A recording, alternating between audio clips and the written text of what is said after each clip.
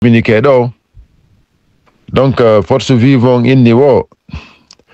o façon jaggu ko CNRD on woni hollude wo ɗum ɗo ɗen ko faala visude wo ko divisugol ko manam ko sendugol parti ji ɗin ɗuyta dole majji on parti politique ji ɗin fi permettugol Mamadi Doumbouya no wawira wonde légitime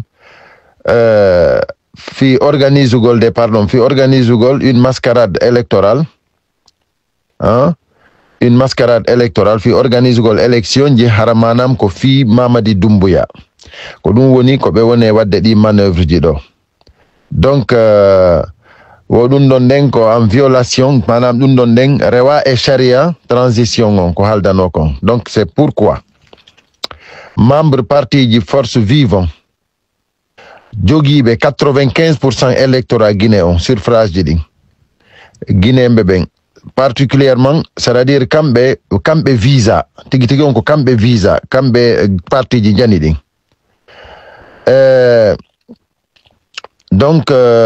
donc haray ɗo ko fi kamɓe ɓay ko ɓe candidat ji molanaɗi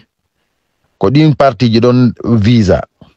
donc wonon force vive on ɗum noon ko on andu force vive on UFDG no tawa par ce que woɓɓe fuɗɗike yaltude déjà e famingol UFDG no tawa e o démarche CNRD ɗo UFDG reconnaît ça CNRD UFDG ko wiɓe à travers le président transition maɓɓe on lanni hande kadi ɓe reconnaît ça ɓe ɗum ɗon noon koye woni ko andu ɗon ɓay noon iɗon andi hande honno jooɗora no woodi yimɓe wonɓe yewta fayda à leur nom à leurs intérêts hande ko homɓe jentitete ko yahoɓe ko siège ɓen jooɗo fewta militanɓe ɓen yewtita e militanɓe ɓen ko ɓen ɗon jentitete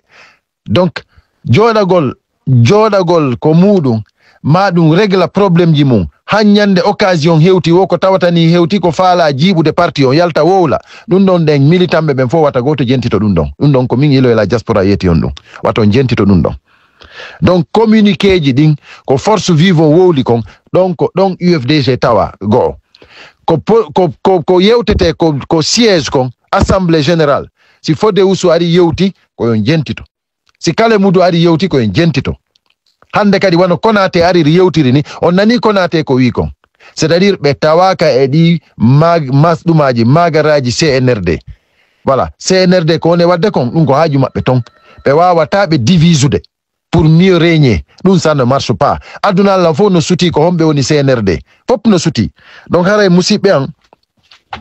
ko yon andu force vive on force vive Guinée on donc no exprime vraiment solidarité maɓɓe on e RPG comment UFR on andi UFDG ɓe fof maɓɓe donc ɓe woni hunde wotere donc haray koyo jama on andu wondema goɗɗo wata jaɓande ɗum ɗo ɗen CNRD on voilà ensemble unis et solidaire nous vaincrons ɓe wata en jiiɓude voilà ko ɓe faala ɗo joni ko débilitugol parti ji ɗin manam famina ɗo joni ino waɗani goɗɗum UFDG c'est-à-dire ɓeeɗaɗen no waɗa ɗuma ɓeeɗaɗen no waɗa sous observation ça ne marchera pas ko ɗum mi andini on hande ko yewta ko siège kon ko ɗum ɗon ƴettoton en compte voilà hina ko goɗɗo yaltata wowlana hoore mum hande foppino suti ko woni feƴƴude kon voilà hanki wano déclaration mo Joasim waɗi on wana yon jokku ɗum hina déclaration duwaɗo waɗede UFDG weltora ɗum ɗo voilà ko ɗum ɗo woni gonga on voilà ɗo faala ɗo e gollan hoore mum mais militanɓe ɓen hino andi ko fewndi kon ça ne marchera pas jiiɓugol parti on men jaɓata few ça ne marchera pas donc haray musidɓe an soyons attentifs et soyons fermes c'est-à-dire ko enen faala yo président Cellou Dalein Diallo ardo lagine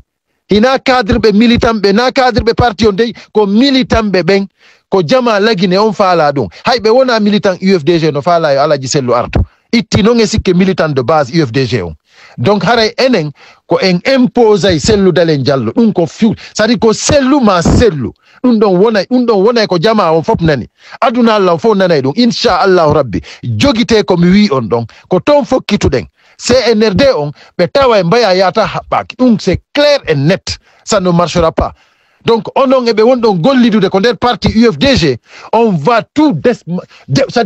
démasquer, il faut dum don fop me yaltina e kene inshallah rabbi, ça ne marchera pas.